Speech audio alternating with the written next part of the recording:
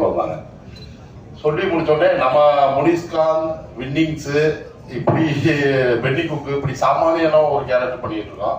Police கேரக்டர்னா கூட பண்ணிடலாம். ஒரு பிக் புக் ரீடர் அப்படின்னாங்க, அதுலேயும் நீங்கள் எழுதி புக்கு அப்படின்னாங்க. ஐயோ, இது வந்து ஏன் அப்படின்னா நம்ம அந்த லைன்லேயே கிடையாது. அப்போ அமின் சார் வந்திருந்தாரு, அவங்க கேரக்டர் இப்படி தான் இருக்கும் அப்படின்னு சொன்னார். அமின் சார்ட்ட நான் சொன்ன ஒரே விஷயம் தான் என்ன அப்படின்னா, இது புக்கு அப்படின்னா உண்மையிலே ரீடர் ஜெயகாந்தன் சார் இவங்கெல்லாம் ஏதாவது நான் சொல்ல அது கேள்விப்பட்ட மாதிரி இருக்கும். அப்படியெல்லாம் இருக்கவே இருக்காங்க, அதுக்கு நான் கேரண்டி தரேன், நீங்கள் நம்பி பண்ணுங்க சார் அப்படின்னாரு. அதுலேருந்து தான் இது தொடங்கப்பட்டது.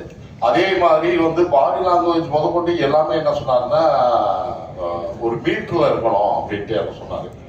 அப்போ நான் சார்கிட்ட சொல்லிட்டு போன ஒரே விஷயம் தான், சார் நான் இந்த படத்தை பொறுத்தளவு நான் உங்கள்கிட்ட ஒப்படைச்சிடுறேன், நீங்கள் என்ன சொன்னாலும் நீங்கள் என்ன சொல்கிறீங்களோ நான் அதை மட்டும் தான் நான் செய்வேன், நான் மற்றபடி தேவையில்லாமல் இந்த முனிஸ்காந்தோ எந்த இதோ பாடி லாங்குவேஜோ வராது அப்படின்னேன். அந்த அளவு நான் பண்ணி கொடுத்துருக்கேன்னு நினைக்கிறேன். அதுக்காக அமின் சாருக்கு பெரிய நன்றி.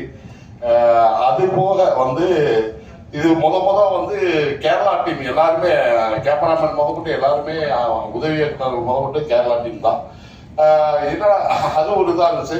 ஆனால் போய் வேலை பார்க்கும் போதெல்லாம் தெரிஞ்சுது அவ்வளோ ஜாலியாக, அவ்வளோ ரொம்ப சந்தோஷமா இருந்துச்சு.